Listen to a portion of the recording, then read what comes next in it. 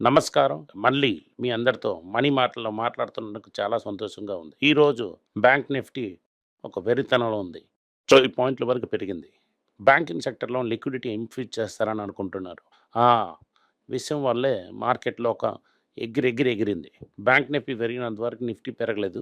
Nifty 300 పాయింట్ల up. ఇది అనుకోకండి బిగినింగ్ ఆఫ్ ది పెద్ద ర్యాలీ అనని. బేర్ మార్కెట్‌లోని ఇలాంటి ర్యాలీస్ చాలా జరుగుతుంటాయి. అలాంటి ర్యాలీలో ఈ యొక్క ర్యాలీ ఇదొక ర్యాలీ. ఇంకో 1000 పాయింట్స్ పెరిగినా కూడా నేను బుల్ మార్కెట్ అని చెప్పను నేను. ఇది ఎప్పుడైనా కింద పడొచ్చు. అంటే ఫండమెంటలీ మార్కెట్‌లో ఏది చేంజ్ అవ్వలేదు. ఫండమెంటలీ మార్కెట్‌లో ఏది షిఫ్ట్ అయినప్పుడే మనకు తెలుస్తుంది మార్కెట్ షిఫ్ట్ అయిందని. ఇంకా లోయెస్ట్ పాయింట్‌లో కూడా ఇది తీసుకొని డబ్బులు తీసుకొని ఎయ్యాలని అనిపించడం లేదు. అందులో కనెక్ట్ కూడా అవ్వడం లేదు. మనకొక 2, 3 మాసాల్లోని ఒక కన్సిడరబుల్ ఆపర్చునిటీ మనకొచ్చింది. టీ, కాఫీ రేంజ్‌లోని. మీరు కూడా ఇప్పటి వరకు టీ, కాఫీ రేంజ్‌లోనే ఉండండి. ఎక్కువగా ఎయకండి. ఇక్కడ నుంచి గాని మార్కెట్ పడిందని చాలా బాధపడే పరిస్థితొస్తుంది. గోల్డ్‌లో చిన్న మైనర్ కరెక్షన్ అయింది. $8,215 ఉంది. 20, $30 కరెక్షన్ అయినది. వరల్డ్ వైడ్ గోల్డ్ ఏమో $3,000 మీదే ఉంది. వరల్డ్ వైడ్ డాలర్ ఏమో వీక్ అయింది. మన రూపీ పెరిగింది. ఎందుకంటే ఎఫ్ఏఎస్ ఇది ఒక పాస్ అని అనుకుంటున్నారు. వేగంగా పర్చేజ్ ఏం చేయలేదు. ఒక పాస్ లాగా పర్చేజ్ చేస్తున్నారు. ఎనీ బయింగ్ ఏమో షార్ట్ కవరింగ్‌గా ఉండొచ్చు. అదే టైంలోని పాస్ చేస్తున్న టైంలోనే బెయిన్ క్యాపిటల్ లాంటిదేమో చాలా డీల్ చేసి డబ్బులు లోనికి తెచ్చారు. రూపాయి పెరిగింది. రూపాయి పెరగడం ఇంకా చాలా కాలం వరకు ఉండదని నా తలక నిర్ణయం. ఎందుకంటే దీనివల్ల ఎక్స్‌పోర్ట్ పెరగదు. ఎక్స్‌పోర్ట్ ప్రాబ్లమ్‌లో ఉంది. ఆల్రెడీ ఇంపోర్ట్, ఎక్స్‌పోర్ట్ తగ్గినే ఉంది. ఈ 2 తగ్గడం వల్ల మన ఎకానమీకి అంత స్ట్రెంత్ ఇవ్వదు. దాని తర్వాత మనం తెలుసుకోవాల్సింది ఈరోజు న్యూస్ ఒకటి తర్వాత ఒకటి తెలుసుకుంటాం. సంజీవ్ బజాజ్ ఏమో సక్సెషన్ ప్లానింగ్ గురించి, దాని తర్వాత ఎన్‌బీఎఫ్‌సి ఏమో అది బ్యాంక్‌కి సబ్స్టిట్యూట్ అవ్వొచ్చని అని థియరీ చెప్తున్నారు. ఈ 2 గురించి మనం చూస్తాం. సంజీవ్ బజాజ్ ఏం చెప్తున్నాడంటే, నా పిల్లలందరూ చదువుతున్నారు. ఇప్పటికి టేక్ ఓవర్ చేయొచ్చని నేను ఇప్పటి వరకు చెప్పలేను. ఆళ్ళు చదివి ఏ ఇంట్రెస్ట్ ఉందో అదే ఆళ్ళు చేస్తారు అని చెప్తున్నాను. మాతోని 10 సంవత్సరాలు పెట్టి ఒకడున్నారు. జైన్ అని. అతనికి వైస్ చైర్మన్ చేసాం. 7 సంవత్సరాలు ఉన్నోడికి ఎండీఏ చేసినాం. అతను జీఈ క్యాపిటల్. ఇలాగా పెద్ద పెద్ద కంపెనీలో పనిచేసి మా దగ్గర పనిచేస్తున్నారు ఇప్పుడు అని వాళ్ళు వచ్చారు మన దగ్గరికి అని చెప్తున్నారు. ఇంకోటి ఒక పెద్ద విషయం చెప్తుంది. ఇది బజాజ్ ఫ్యామిలీ ఒక బిజినెస్ ఇది. బజాజ్ ఫ్యామిలీ దాని తరకు రిప్రజెంటేటివ్‌గా నేను నడిపిస్తున్నాను దీనికి. అలాగా కరెక్ట్‌గా చెప్పేశారు అతను. సందీప్ బజాజ్ ఏం చెప్తున్నారంటే upper layer non banking company ఏమో బ్యాంక్ లాగే ఫంక్షన్ చేయడానికి ఇవ్వండి. కానీ బ్యాంకింగ్ లైసెన్స్ ఇవ్వకండి అని చెప్తున్నారు. అలాగంటే current account, saving account, deposit తప్ప మిగతా అన్ని దాంట్లోని మేము బ్యాంక్ లాగా పనిచేస్తాం. మాకు స్ట్రాంగ్‌గా రెగ్యులేట్ చేయండి. ఇంకా బాగా సూపర్వైజ్ చేయండి. మాకు గ్రోత్ చేయడానికి వదలండి. ఆర్‌బీఐ కొత్త బ్యాంకింగ్ లైసెన్స్ ఇవ్వాల్సిన పరిస్థితి లేదు. ఆర్‌బీఐ ఏమో బ్యాంక్ ఎలాగ లిక్విడిటీ సపోర్ట్ చేస్తున్నానో మాకు కూడా ఒక పెద్ద ప్రాబ్లమ్ వచ్చింది. మాకు లిక్విడిటీ సపోర్ట్ చేయండి అని చెప్తున్నారు. ఇంకా ఏంటి రిఫార్మ్స్ చెప్తున్నారంటే, మాకు క్రెడిట్ కార్డ్ లైసెన్స్ ఇవ్వండి. ఎన్‌బీఎఫ్‌సి ఏమో క్రెడిట్ కార్డ్ ఇస్తాం మేము. కానీ యూపీఐ అండ్ రూపీ పేమెంట్ మాకు యూజ్ చేయడానికి ఇవ్వకండి. దాని మీద మాకు క్రెడిట్ ఫెసిలిటీ ఇవ్వండి అని చెప్తున్నారు. దానివల్ల కాంపిటీషన్‌లో గ్రోత్ గురించి మాట్లాడుతున్నప్పుడు జియో కాంపిటీటరా నాకు తెలియలేదు. కానీ ఇండియాలో ఫైనాన్స్ సెక్టర్ గ్రో అవుతుంది. ఒక నలుగురు మేజర్ ప్లేయర్స్ అట్‌లీస్ట్ ఉండాలి. అందులో మేము ఒకటవుతాం. అనూప్ సహా అని అతనే జీఈ అండ్ అమెక్స్‌లో ఉన్న అతను. అతను ఎండీఆర్ వస్తారు ఒకటో తేదీ నుంచి. రాజీవ్ జైన్ అని ఒక చాలా సంవత్సరం బట్టి ఉన్న అతను ఇప్పుడు వైస్ చైర్మన్‌గా మీదకెళ్తున్నారు. జాయింట్ వెంచర్ వదిలేసి ఎళ్తున్నారంటే అలయన్స్‌కి మా తలక ఇన్స్యూరెన్స్ కంపెనీ ఫుల్ కంట్రోల్ ఎత్తుకుందని చూశారు. ఇది అసలు అసంభవం. దానివల్ల మేము అమైక్యబులయ్యి మాటల్లోనే పైనకొచ్చేసాం.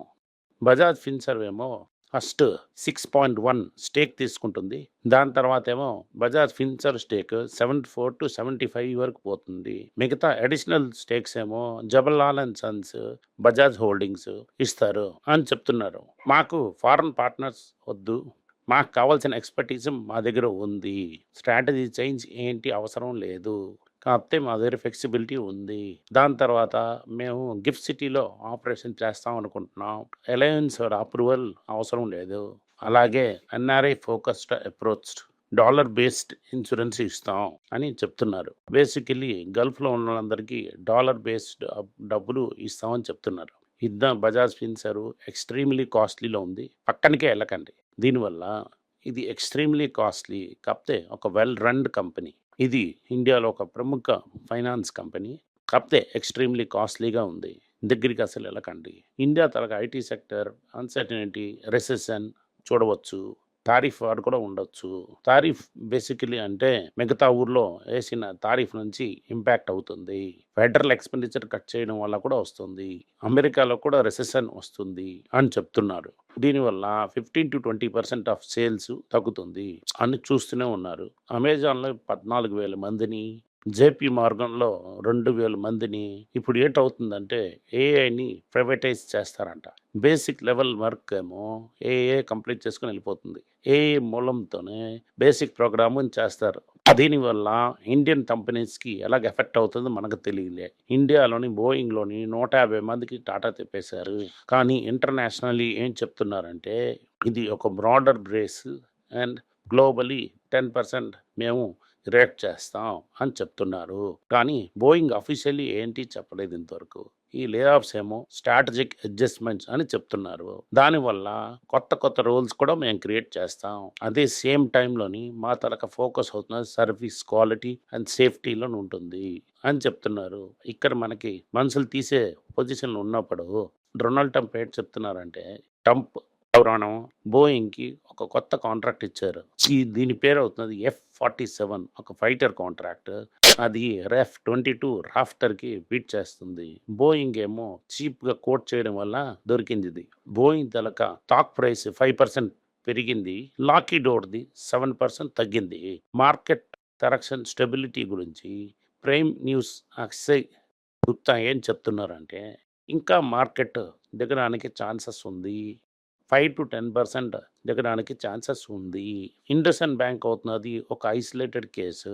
దీనికి రిజర్వ్ బ్యాంక్ కంటైనెటెడ్ చేస్తుంది. అదే సమయంలోని స్ట్రాంగ్ ప్రమోటర్ బ్యాకింగ్ కూడా ఉందని చెప్తున్నారు. ఇది మాట్లాడుతున్నప్పుడు గ్రాండ్ థాటన్ అనే ఒక కంపెనీ ఫారెన్సిక్ ఆడిట్‌లోని దించారు వాళ్ళకి. గ్రాండ్ థాటన్ అవుతున్నది ఒక పెరియ పేరు తీసుకున్న ఫారెన్సిక్ ఆడిట్ ఫర్మ్. వాళ్ళేమో ఫుల్ ప్రాబ్లమ్‌ని ఐడెంటిఫై చేసి వెళ్లి పట్టుకొని తెస్తారది. మీకు రిస్క్ అపెటైట్ ఉంది అంటే ఒక మంచి ఆపర్చునిటీ ఉంది. మీరు కన్సిడర్ చేయొచ్చు. మనపురంలో మీకు ధైర్యం ఉందంటే హోల్డ్ చేయండి. మనసులో కొద్దిగా స్లైట్‌లీ డౌట్ ఉన్నా కూడా ఎస్కేప్ అయ్యండి. హైయెస్ట్ ప్రైస్ నుంచి ఆల్మోస్ట్ డబుల్ అయిందిది. దానివల్ల మీకు భయం ఉందంటే పైనకెళ్ళిపోయండి. దాని తర్వాత అయ్యో అని చెప్పి ఏడడం మొదలెట్టకండి. దాని తర్వాత స్మాల్ క్యాప్ మ్యూచువల్ ఫండ్స్‌లోనేమో లిక్విడిటీ ఛాలెంజెస్ చాలా ఉంది. మార్కెట్ డౌన్ ట్రెండ్ ఉంటది మధ్యలోని. లిక్విడిటీ క్రంచ్‌లో ఉండడం వల్ల మీకు డబ్బులు కావాలన్నప్పుడు అని అడిగితే ఎవరు ఇచ్చేవారు లేరు. 10 లార్జెస్ట్ మ్యూచువల్ ఫండ్స్ లిక్విడేట్ చేయడానికి 37 రోజులు అవుతుంది. ఇది 28 డేస్ ఉంటది 2024లో. దీనివల్ల తెలుస్తుందంటే ఎక్కువ ఇల్లిక్విడ్ అసెట్స్ ఉంచినారు. దాన్ని డబ్బులు చేయడం టైం అవుతుందని తెలుస్తుంది. ఇదొకటే కాదు డైలీ క్యాష్ వాల్యూ టర్నోవర్ కూడా తగ్గుతుంది. 93,000కి తగ్గిపోయింది. ఇది నవంబర్ 2023 కన్నా లోలో ఉంది. డైలీ క్యాష్ వాల్యూ టర్నోవర్ తగ్గుతూనే ఉంది. 93,000కి పడి ఉంది. ఇది నవంబర్ 2023 కన్నా లాస్ట్‌లో ఉంది. Nifty 50 15%. Nifty mid cap 100, small cap 100 ఇన్వెస్టర్స్‌ల సెంటిమెంట్స్ చాలా వీక్‌గా ఉన్నది. Inflows of small cap and mid cap 4 years లోలో ఉంది. 7,130లోని. Nippon India small cap fund ఏమో 4 మంత్స్ లోలో ఉంది. Nippon India small cap fund దాని తలక స్మాల్ క్యాప్‌లో ఎక్స్‌పోజర్ 70 నుంచి 57.2%కి తెచ్చేశారు. ఎస్‌బీఐ స్మాల్ క్యాప్స్ ఏమో దాంట్లోని లార్జ్ క్యాప్ ఫండ్‌ని 7% ఇంక్రీజ్ చేశారు. అలాగే క్యాష్ హోల్డింగ్స్ ఏమో 4% ఉంది. 17.4% వరకు ఉంచినారు. లోయర్ ట్రేడింగ్ యాక్టివిటీ ఒక షిఫ్ట్ ఏమో క్యాష్‌లోకి వెళ్ళింది. ఇంకా లార్జ్ క్యాప్ ఈక్విటీలోనికి వెళ్తుంది. మేనేజర్స్ ఏమో చాలా భయపడి ఉన్నారని క్లియర్‌గా తెలుస్తుంది. ఓవరాల్ లిక్విడిటీ భయంకర ప్రెషర్‌లో ఉంది. దీనికే నేను చెప్పాను స్మాల్ క్యాప్, మిడ్ క్యాప్ దీంట్లోకెళ్ళి బాధపడకండని. మేసో ఏమో $1 బిలియన్ ఐపీఓ చేస్తామని అంటున్నారు. వాల్యుయేషన్ ఏమో $10 బిలియన్ అడుగుతున్నారు. 10 బిలియన్ అంటే 1 బిలియన్ ఏమో 10% అడుగుతున్నారు. ఇది అస్సల జరగదు. రీసెంట్‌లీ 250 నుంచి 280 బిలియన్స్ డాలర్స్ తీసుకున్నారు. Tiger global, think investment, mass capital దీంట్లో డబ్బులేస్తున్నారు. ఇది ఒక ప్రాఫిటబుల్ కంపెనీ కాదు. దీంట్లో రిస్క్ తీసుకున్నారంటే మీకే కష్టమవుతుంది. ప్రైవేట్ కంపెనీ జాలికాస్ ఏమో next year $4 billion sales expect చేస్తున్నారు. దీంతో పాటు 12 ఓవర్సీస్ లోని బ్రాంచెస్ ఓపెన్ చేశారు. ఇండియాలోనే 18 సిటీలో ఆపరేట్ చేస్తూనే ఉన్నారు. దీనివల్ల ఏటి తెలుస్తుందంటే మార్కెట్ వీక్ ఉన్నది. గోల్డ్ సేల్స్ పెరుగుతుందని. దీంట్లో సేఫ్ ఇన్వెస్ట్‌మెంట్ అని మనుషులు చూస్తున్నారని వెడ్డింగ్ అండ్ పర్సనల్ అడార్న్‌మెంట్‌కి సమయంలోని ఇది మానిటైజ్ చేయడానికి గోల్డ్ కొంటూనే ఉంటారని అనుకుంటున్నారు. నాకు తెలిసిన బట్టి గోల్డ్ కొనడం డెఫినెట్‌లీ స్లో అవుతుంది. ఇండియా ఆటో ఇండస్ట్రీ ఒకళ్ళ నుంచి ఒకళ్ళు అలాగ డబ్బులు పెంచుతూనే ఉన్నారు. ఇప్పుడు మహీంద్రా కూడా 3% పెంచారు. ఓవరాల్ ఇన్పుట్ పర్సెంటేజ్ పెరగడం వల్ల అని చెప్తున్నారు. సెకండ్ హ్యాండ్ మార్కెట్‌లో కొన్ని ప్రొడక్ట్స్ మాత్రం రేట్స్ చాలా భయంకరంగా పెరిగి ఉన్నాయి. అది కూడా ఒక కారణంగా చెప్తున్నారు. ఇక్కడ యూజ్డ్ కార్ మార్కెట్స్‌లో డిమాండ్ చాలా ఎక్కువగా ఉంది. ఒక నోటెడ్ పాయింట్ ఇది మనకి. ఎవరైతే ఫస్ట్ హ్యాండ్ కార్ కొనలేరో వాళ్ళు సెకండ్ హ్యాండ్ కార్ కొంటున్నారు. ముందంతా 6, 7 సంవత్సరాల వరకు ఉంచి అమ్మేవారు. ఇప్పుడు 2, 3 సంవత్సరాల్లో అమ్మేస్తున్నారు అని తెలుస్తుంది. Thank you. నమస్కారం. ఈ ఛానల్ నచ్చితే అందరికి షేర్ చేయండి. సబ్స్క్రైబ్ చేయండి. నోటిఫికేషన్ బటన్ అందరికీ చేయండి. Thank you. నమస్కారం.